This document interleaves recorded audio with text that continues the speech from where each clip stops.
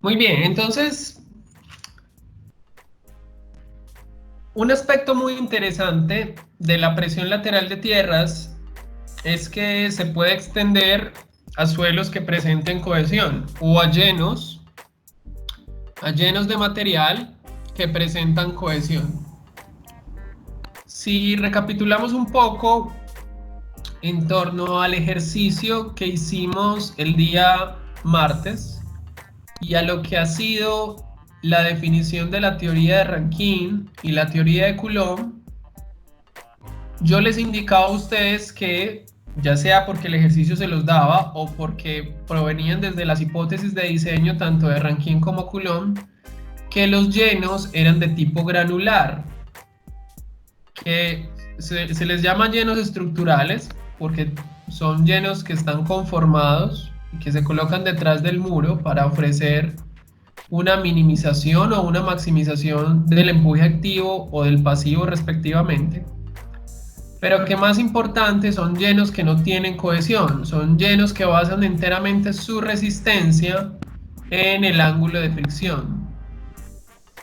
Entonces, cuando veíamos, por ejemplo, el caso de Rankine, notábamos que la existencia de ese lleno sin cohesión permitía desarrollar la teoría y obtener los coeficientes de presión lateral de tierras para ese autor, porque notábamos que, o decíamos que en el caso de que se tenía un lleno y un muro, por detrás de este muro se iba a generar una cuña de falla que iba a tener un ángulo beta, y que ese ángulo beta, cuando se generaba esa cuña de falla, significaba que el círculo de Mohr estaba igualando a la envolvente de resistencia en un punto, y que ese punto, como lo hemos visto a lo largo del semestre, es conocido como el punto D, que es el punto donde hay falla o donde el factor de seguridad es igual a 1, es decir, donde el cortante de resistencia iguala al cortante actuante. Eso lo dijimos, o al menos lo vimos en detalle la semana pasada. Cuando ya nos metemos de lleno en los suelos parcialmente cohesivos, entonces podemos notar algo muy interesante, al menos sobre el esquema que proviene con el que explicamos Rankine la semana pasada. Porque mire que acá contamos con qué, contamos con un envolvente interactuando con un círculo de Mohr. Y eso es bien interesante. Entonces, les pregunto yo, muchachos, al menos en cuanto a esta figura, ¿cuál esfuerzo principal es mayor, el 1 o el 3? El uno. Muy bien, entonces mire que acá, en cuanto a esta figura, nosotros tenemos que el esfuerzo 1 es mayor que el esfuerzo 3. ¿Qué significará eso? Que nos encontramos ante qué condición de ensayo en qué tipo de ensayo nos encontramos. Si Compresión. sigma 3 es mayor que sigma 1, si sigma 1 es mayor que sigma 3, muchachos. ¿En qué nos encontramos? ¿En qué condición? Compresión triaxial. Nos encontramos ante una compresión triaxial. Y si hablamos de una compresión triaxial, la semana pasada, ¿qué decíamos en torno al K? ¿Que cuánto vale la K en la compresión triaxial? Menor a 1. Es menor a 1. Muy bien. Entonces, en el caso de esta figura, esto que usted está viendo acá está asociado a una condición donde el K es menor a 1. Y si el K es menor a 1, nos encontramos en una condición que es ¿qué? Activa. Porque tengo una situación donde mi esfuerzo vertical es mayor que mi esfuerzo lateral. O al menos eso lo demostramos a partir de la inspección de las trayectorias de esfuerzos. Y lo que es interesante en cuanto a esto es que, mire que la semana pasada nosotros ¿qué decíamos? Nosotros decíamos que la envolvente partía desde el origen. La envolvente partía desde el origen. Y que solamente la resistencia del material era función del ángulo de fricción. No había cohesión como tal. Entonces, si usted recuerda, a partir de eso, a partir del cruce de la envolvente con el círculo de Moore, nosotros formábamos ¿qué? Nosotros podíamos formar como este triangulito en color rojo, que yo le estoy colocando acá, y darnos cuenta que ¿qué? Que en el punto de tangencia hay perpendicularidad entre el radio del círculo de Moore, que es esto de acá, sigma 1 menos sigma 3 medios, con la envolvente, que la inclinación con la horizontal de la envolvente es el ángulo phi, y que a partir de esto entonces nosotros podíamos ¿qué? Utilizar o generar una ley de senos, o utilizar una función trigonométrica del seno para relacionar ¿qué? Relacionar este radio que está acá, sigma 1 menos sigma 3 medios, con esta hipotenusa que hay acá, que es equivalente al centro del círculo, sigma 1 más sigma 3 medios. Ahora, dado que ya tenemos un suelo con cohesión, si usted lo mira, va a notar que ¿qué? Que ya contamos con un intercepto en el eje Y. Ya la envolvente ya no nace del origen, sino que está más arriba. Y eso es interesante, ¿por qué? Porque ahora entonces vamos a ver cómo tenemos una relación entre la envolvente y nuevamente el radio. Pero ahora vemos cómo ya nuestro triángulo es más grande. Ya nuestro triángulo está en función de ¿qué? Está en función de considerar el efecto de la cohesión. Y si usted lo mira, va a ver entonces que ya sobre este ángulo alfa, la existencia de este ángulo de 90 por la tangencia entre el radio y la envolvente, ya la hipotenusa crece. Entonces ya tenemos, además del efecto del centro, tenemos esta componente de acá, secotangente de phi, que recuerdo que esto representa para nosotros ¿qué? La resistencia a tracción. Porque nos encontramos que este es el lado positivo del esfuerzo y este es el lado negativo del esfuerzo, al menos en lo que se refiere al plano sigma, tau. Entonces, en ese orden de ideas, tener un suelo con cohesión implica considerar el efecto de la resistencia a tracción sobre el nuevo estado de esfuerzos o sobre la distribución de esfuerzo lateral, porque estamos trabajando la presión lateral.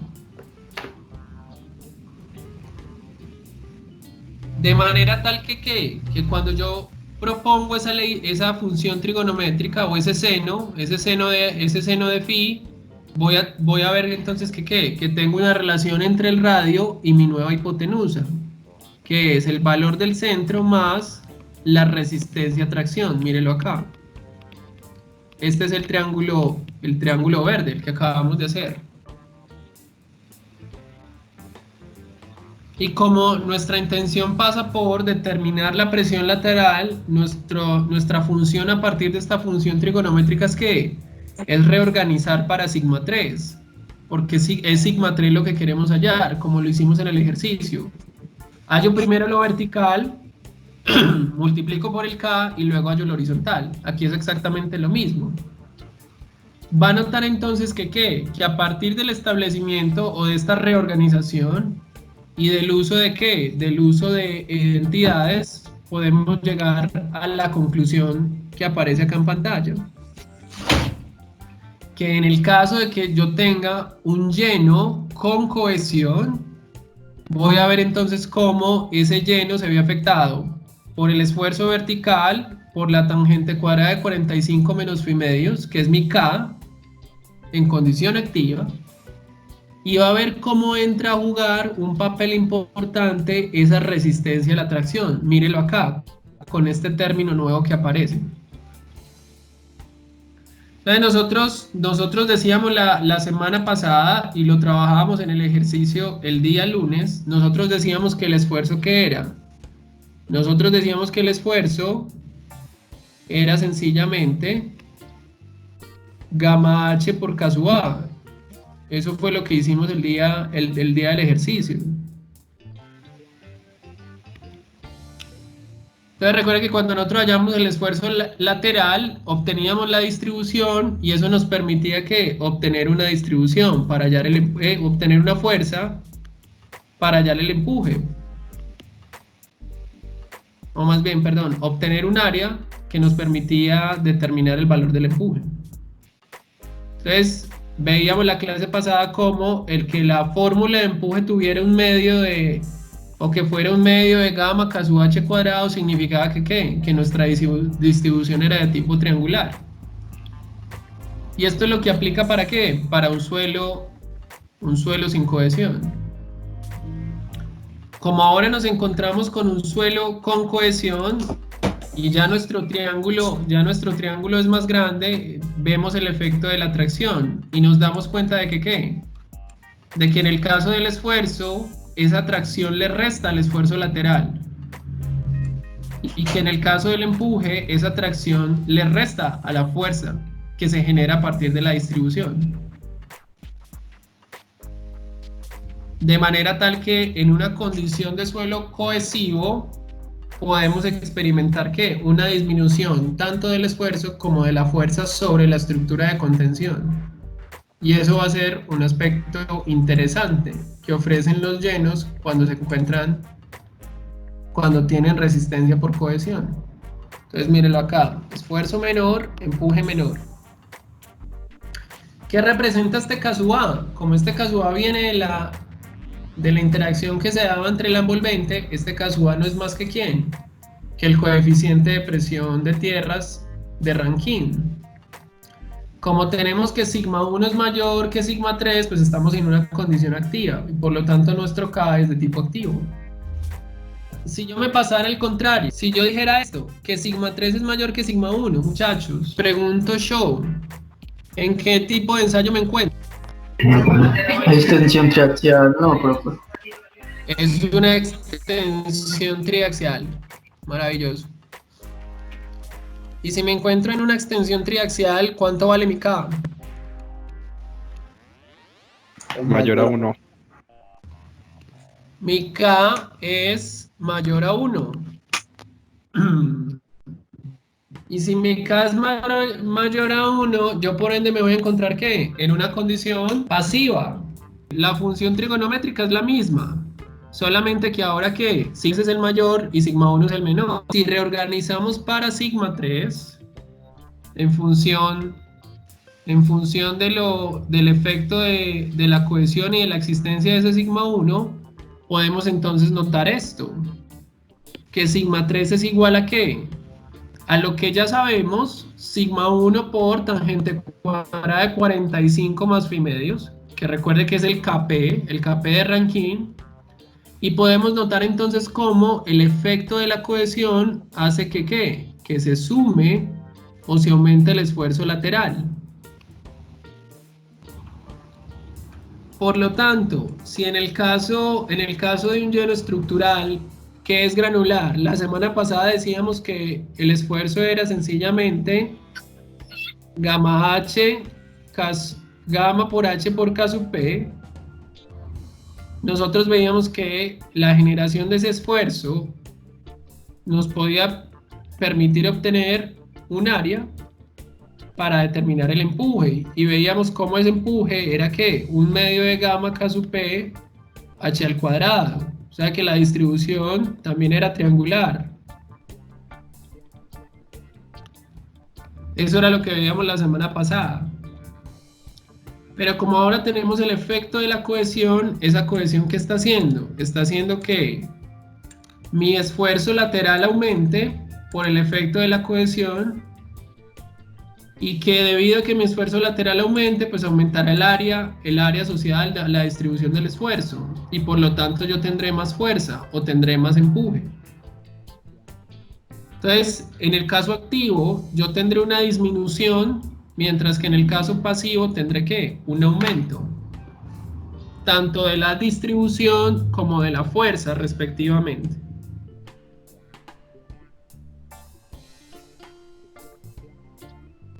Y eso es muy interesante, muchachos, ¿por qué? Porque cuando ya usted lo mira gráficamente, puede notar cosas como estas.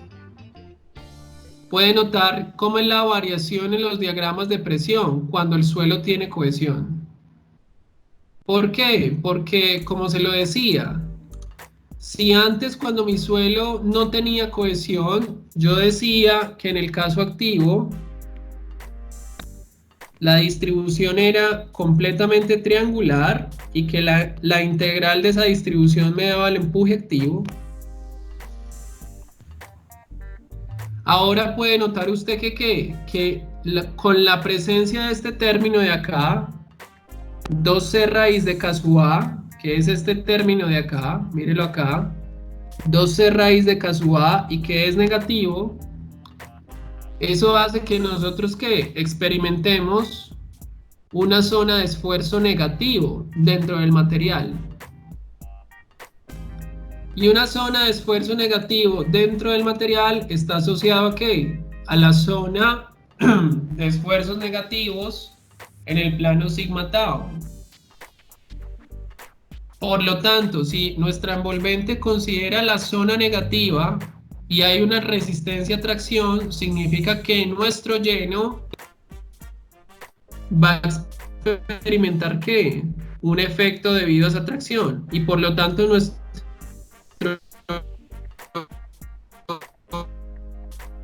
lo completo ahora va a tener que un pequeño triángulo que va a trabajar. Vamos a ver cómo nuestro nuevo empuje activo se basa solamente en ¿qué? En una distribución que es más pequeña, puesto que arriba hay una zona que ya falló o que ya se encuentra en un estado distinto que al asociado a la determinación del empuje, como lo puede ver.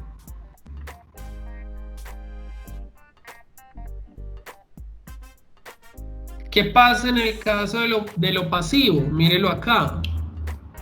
Si antes, como le decía yo, si antes la distribución en el caso del pasivo era también triangular y usted integraba esto para obtener un empuje pasivo, pues ¿qué se va a dar cuenta? Que cuando usted le suma este efecto 2c raíz de k sub p, ese triángulo que yo acabo de dibujar es este mismo triángulo que está acá. Mírenlo ahí. Pero ¿qué hizo usted? Como le está sumando el efecto de la cohesión, le colocó un rectángulo de más a la distribución. Entonces, por lo tanto, usted está sintiendo más esfuerzo en condición pasiva y a su vez que tendrá una mayor fuerza debido a esa distribución o tendrá un mayor empuje debido a esa distribución. Entonces, en el caso de lo pasivo, se suma, el efecto de la cohesión aporta, mientras que en el caso de lo activo, resta. Entonces, tener cohesión maximiza aún más lo pasivo y minimiza aún menos lo activo. Y eso es muy interesante, ¿por qué? Porque desde el punto de vista de la zona activa, a nosotros nos va a interesar concentrarnos en este punto que voy a llamar P, que es el punto donde se da como el puente entre la zona de tracción de la distribución con la zona de compresión de la distribución. Esta es la zona de compresión.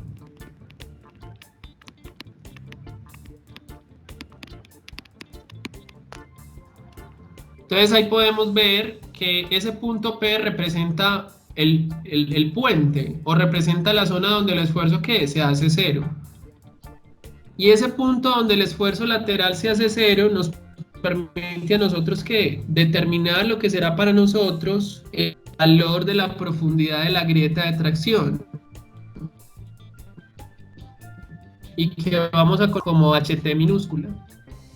De manera tal que si usted coge esta expresión de esfuerzo en condición activa y hace sigma 3 igual a 0, porque aquí el punto P, en el punto P, sigma 3 es igual a 0,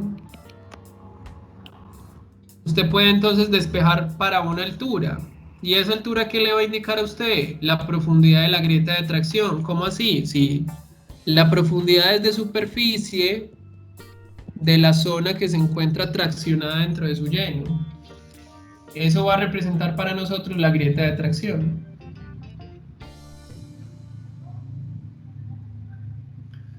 Y a partir de eso, de esa existencia o de esa grieta de tracción, nosotros podríamos llevar eso hacia otro término que es muy interesante y que es conocido como la altura crítica del talud, que la llamamos HC.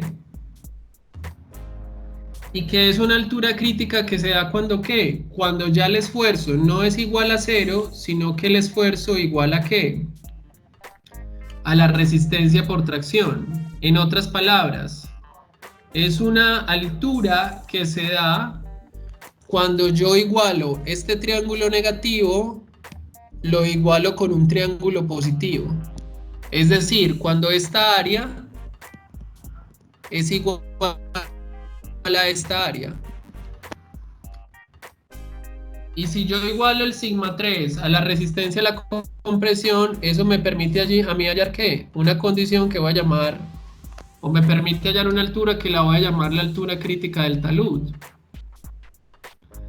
Y que es una altura donde el estado de esfuerzos ¿qué? Se mantiene en equilibrio, o donde no hay descompensación de la tracción con la compresión. Y que de acuerdo a lo que aparece acá, si usted lo mira, cuando yo reemplazo sigma 3 acá por 12 raíz de K sub A, pues obtengo esto que aparece acá. No es más que ¿qué? Al menos en este caso, no es más que 2 veces el valor de la altura de la grieta de tracción.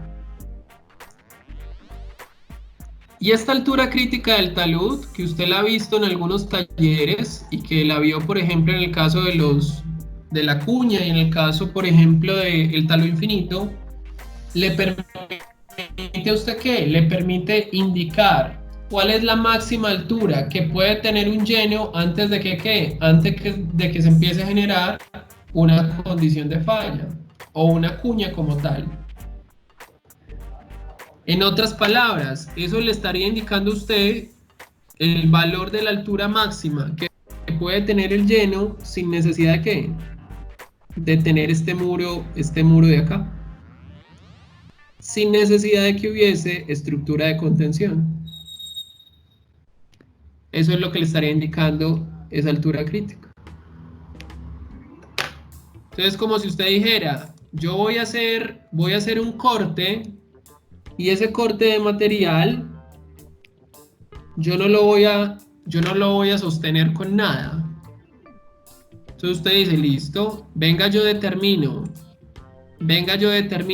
el valor de la altura crítica en función de las propiedades de mi material, de la distribución de mi material, y yo le indico a usted cuánto es la máxima altura que nosotros podemos cortar antes de que tengamos que colocar un muro o antes de que tengamos que colocar una estructura de contención.